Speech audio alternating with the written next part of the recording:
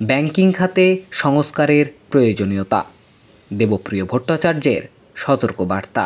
বাংলাদেশের আর্থিক খাতে চলমান সংকট নিয়ে শ্বেতপত্র প্রণয়ন কমিটির প্রধান এবং বিশিষ্ট অর্থনীতিবিদ দেবপ্রিয় ভট্টাচার্য কঠোর সমালোচনা করেছেন।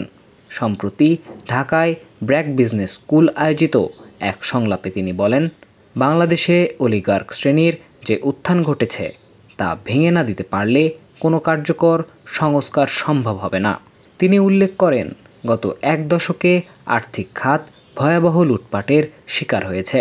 রাজনৈতিক, ব্যবসায়ী ও আমলাদের একটি গোষ্ঠী নিজেদের স্বার্থে রাষ্ট্রের নীতি প্রণয়নকে প্রভাবিত করেছে। দেবপ্রিয় বলেন, এই অলিগার্ক গোষ্ঠী ব্যাংকিং খাত, পুঁজিবাজার ও জ্বালানি খাত সহ দেশের দুই ফুসফুসকে কার্যত ধ্বংস করেছে। তাদের জন্যই অবৈধ অর্থ পাচার এবং মেগা প্রকল্পের দুর্নীতি হয়েছে। কেন্দ্রীয় ব্যাংকের ভূমিকা নিয়েও তিনি কঠোর সমালোচনা করেন।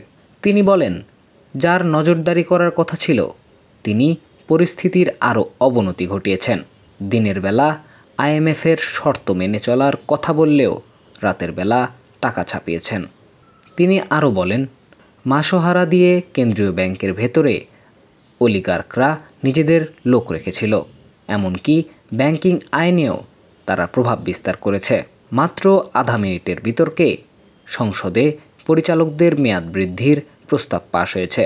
দেবপ্রিয় ভট্টাচার্য অর্থনৈতিক স্থিতিশীলতা, সুদের হার এবং মুদ্রার বিনিময় হার সঠিকভাবে নিয়ন্ত্রণের উপর জোর দেন।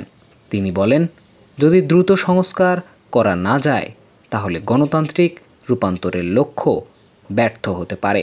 এই সংকট মোকাবেলায় তিনি রাষ্ট্রের কাঠামো পুনর্গঠনের পাশাপাশি আর্থিক খাতের সুশাসন নিশ্চিত করার আহ্বান জানান।